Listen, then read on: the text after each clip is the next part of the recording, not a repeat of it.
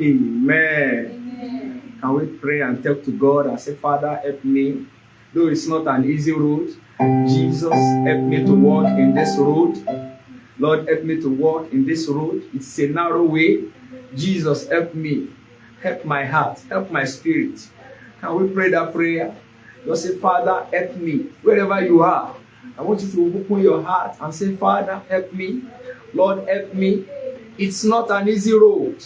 A lot of people have walked in this road and they have made it to heaven. And a lot of people have walked in this road. They fell by the wayside. They could not make it home.